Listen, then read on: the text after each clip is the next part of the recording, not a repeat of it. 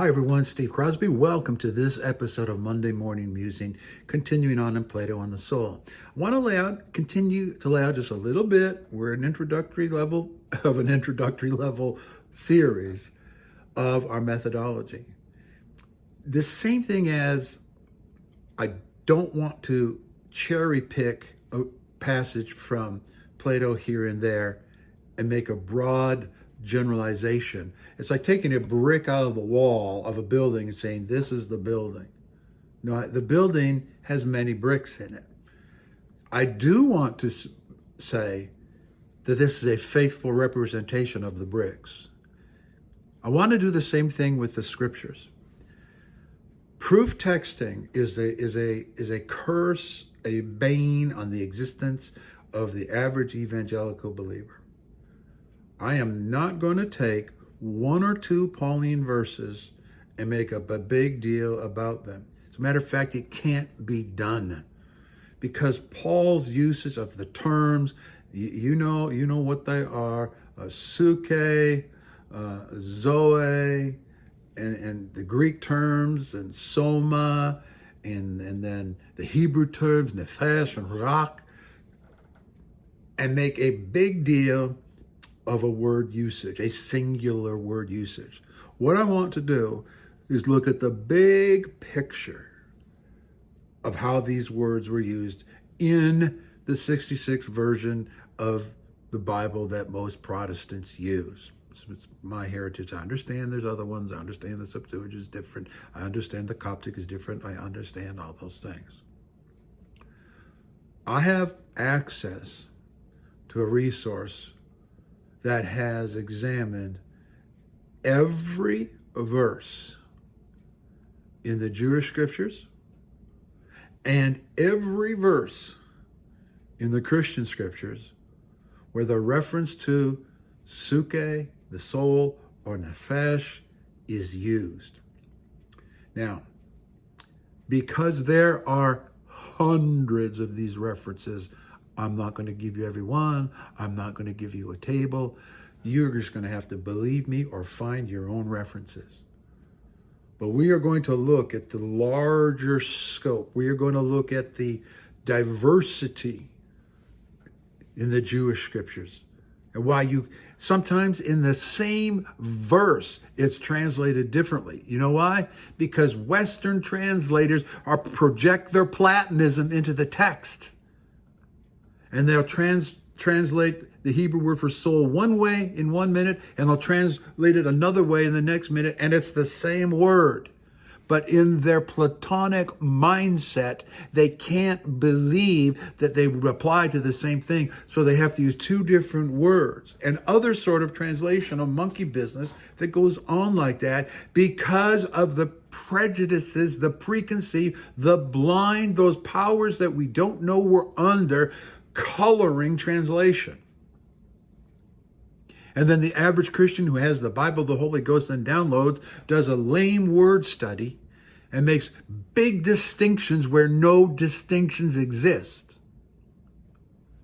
So I just want you to know that I'll be making reference to these things from time to time, and I'm not going to go through 300 or 400 verses or whatever it is.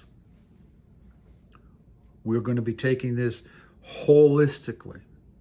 Now, let's talk about Plato a little bit. Plato's concept of the soul is so important because no other individual has had greater influence on thoughts concerning the soul in Western civilization than Plato.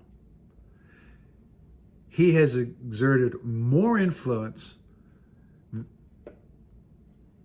in the world than any other philosopher that you can think of. Aristotle came after him.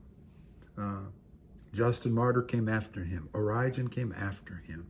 Plato is the bedrock. And the truth of the matter is that we're indebted to him for more than we would probably know. Now, I'm going to quote a transcendentalist author from the Transcendentalist movement, Ralph Waldo Emerson. He said this: out of Plato come all the thoughts that are still written and debated among men of thought. Forgive the gender reference, it's just the way they wrote in those days. Now listen, I know Emerson wasn't a Bible believer, but he was intelligent. He was a man of thought in words. And none other than Emerson could say what he just said, and in his elegant way, say what I'm trying to get through to you. There's no new thought. Every day, in every way, everything that people think they're discovering new about the soul is just a repackaging of Plato.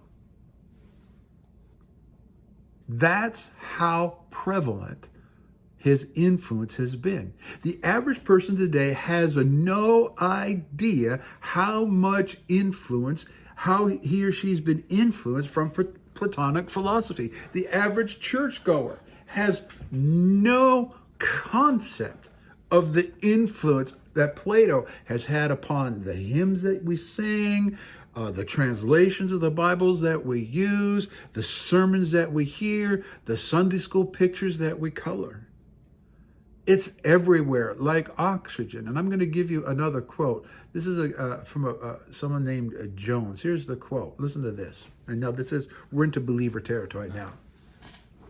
Whether we like it or not, we all are, all of us, more or less Platonists.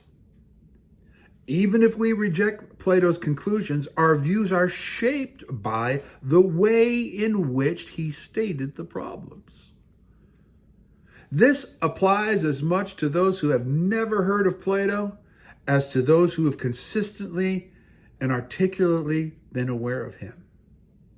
It applies to poets, politicians, technical philosophers. It will be worth our while, therefore, to devote some time to trying to understand what his views were. Doing so, we shall at the same time have a better understanding of ourselves. That's my premise. How, here's a big word, ubiquitous, all-encompassing his influence is, including in the church and its doctrines. And I'll see you next time.